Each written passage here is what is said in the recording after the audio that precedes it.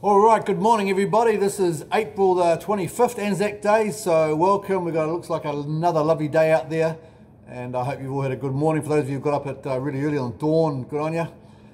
Today we're going to talk about basically the fake news media, and I'm going to tell you a little bit of a story about how, what opened my eyes up big time quite a few years ago, about 10 years ago or so. And again, this is kind of like when I really got awakened to what really is the world about versus what the media or other people prefer you to see. And it's scary but also interesting. Now, not everybody wants to go down that rabbit hole and wants to see what's actually happening, because a lot of people just want to stay in their little bubble. That's going to be a word we're going to be using a lot nowadays, isn't it? Stay in their little bubble and just go to work, go home, pay the bills, life goes on, and that's all they want to know. And I quite understand that, and it's a human nature, not a problem. But for those of you who want to actually think outside that little bubble and try and see what's actually really going on, then you know, you have a few things that happen in your life that basically wake you up so that you have a better understanding of what's happening and you're not just a little pawn in this little game. So my story is going to be actually quite a few years ago. I witnessed an event, and the funny thing about it, I actually can't even remember what the event was, which is really weird, because I only remember what actually happened after the event. So I witnessed this event in town. This is in Taupo, and I can remember saying to myself, boy, that's quite major, that's definitely going to make the news. And it went on for like half an hour, and you know, there's people there filming it and blah blah blah, and I thought, that's going to make the news tonight, that's going to be really cool. So I go home, put on the news that night, watch it. Sure enough, it's on the news, and I look at the story, and after they finish I go, oh my god, that's not what happened at all. In actual fact, not only was it not what happened, it was 180 degrees out of what actually happened. In other words, they took a really weird angle on it and completely changed the meaning of the whole thing. Now, I was there, I witnessed it, I saw what happened, and yet on the news they portrayed it as something totally different. And that's when I really realized that, oh my god, if I've seen this event, I've seen it, what actually happened, watched the news, and it's totally different, how much other stuff are we being lied about? And then it got me thinking that, you know, remember, especially if you're, you know, my generation, you remember way back in the old days that we had, I remember when I was a very young kid, you had like the BBC News, and the news was something like very serious. They told you the facts as they saw it, and if anything wasn't opinionated rather than a fact, they would generally tell you one view, tell you the other view on the other side, and then basically let you decide what you think is correct. Whereas nowadays, you look at your mainstream media nowadays, what is news? News is just entertainment. That's what they do. They call it news, but it's not. They're just making an entertainment story. Now, I know my brother used to work for TVNZ, Andrew, who works for me, used to work for TVNZ, cameraman, and they always used to get told that what angle they would attack a story on. In other words, don't just get the news, you have to do a certain angle.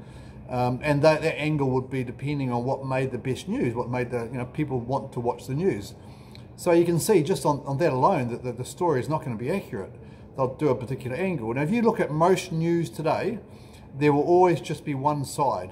You know, if you see a protest about something, there will be one side of that and not the other. There's always just one side, and generally, you know, 99% of all news media employees are left-wing, and that's just the way it is. I mean, it's, for whatever reason, you don't get many conservatives who are reporters, and so therefore, obviously, and of course the owners and everything else, so therefore the news is always going to be skewed one way, generally speaking. And of course, in the last 20-30 years, that's just become a lot worse, and because all this now, the TVs are trying to get ratings purely on what makes good TV.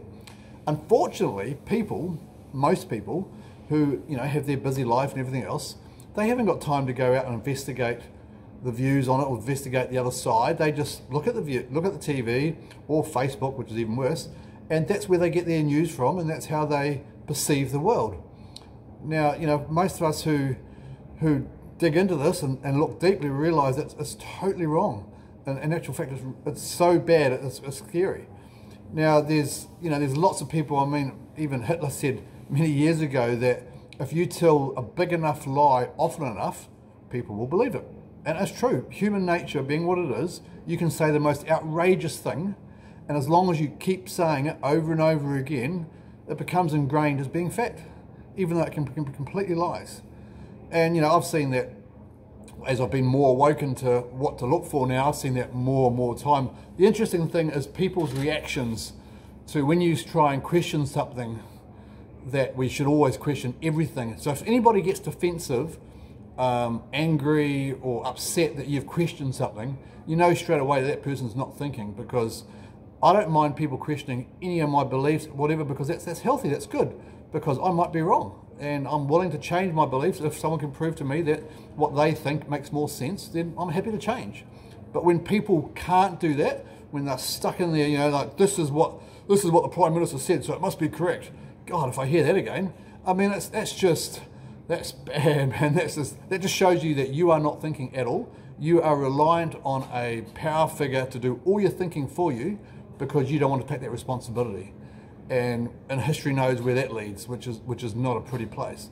So we must get out there. We must do our own homework on stuff. We must think ourselves, question everything, and you might come to the same opinion that a leader or whatever is saying, which is great. But you should still question everything. Don't just take it what they're saying is correct, because they all have an agenda, and they'll tell you stuff that they think that you want to know, or they need to tell you, regardless of whether it's true or not. So you're interested. I'm going to do some more videos later on some really scary stuff that I've found out. That again, if you really want to go down that rabbit hole, it's cool, but I've got to warn you that some people won't want to go down it, because the things that we find out is unsettling, really. And then you start to question everything, which if you've got a mind like mine, I don't mind doing that, because I actually like questioning stuff. But if that makes you uneasy, then you probably shouldn't, because a lot of people can't do that. They just want to have this nice, secure little life, and that's it. And that's, again, completely understandable. People want to do different things, and understand that. But just next time you watch the news on TV at night, just have a look. Are they giving you an opinion, or are they giving you a fact? And most of the time, 99% of the time, it's always an opinionated, and it's always only one side. So you can see that if you get told the same opinion 100 times, you think it's fact. And that's just how we work. So you've got to really question everything that you hear and see. Now, I'm going to give you some examples of this, but I'll do that on another video, because it's a whole new realm and everything else. But again, just open up your eyes tonight, watch TV. Are they giving you facts, or are they giving you opinions? Now, most of you will understand that for every scientist, for every economist guy, for every whatever, there'll be somebody, well, you better get two opinions pulled apart. So for every scientist that you can show me that believes man-made climate change is caused by us, I can show you a scientist that doesn't believe that. Now, of course, they don't show those scientists on TV, because they're not government funded, and we don't want to spread that message. So that's just a classic example of there's two opinions out there, but we only ever hear one, and if you try to express the other one, you get told as being a nutter or whatever.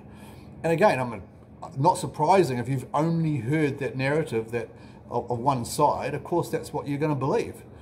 And I've heard people make opinions of other people who they've never met in another country, and you go, oh, well, Jim, what evidence have you got for your view on that person? They go, oh, well, the media said. And that is it. And it's like, oh my God. So yeah, interesting. So I say I'll go into more in depth on some of that stuff later. If you want to, I've got 3 or 4 things that, again, it blew my mind when I looked about it. And because I'm a really practical person, when you look at it purely from a practical side, forget about emotion and all that kind of stuff and go into the facts, you go, oh my God, that's totally not what we've been told. So pretty scary stuff. So hey, thanks again. Thanks for all the, boy, we've got some subscribers. I was expecting to get, 2, 3, 4, but we've actually got quite a few, which is amazing. So thanks very much. Keep those questions coming. I've got some more questions and answers for the next video. We've got one, the next video is going to be about what you should do to prepare yourself for what's coming.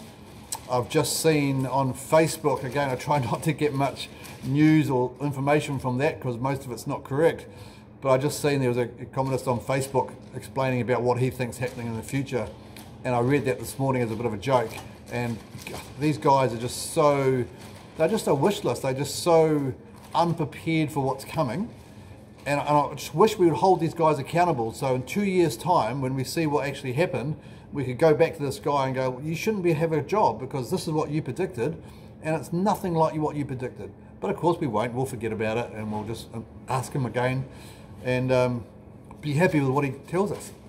So until next time, take care. We'll see you then.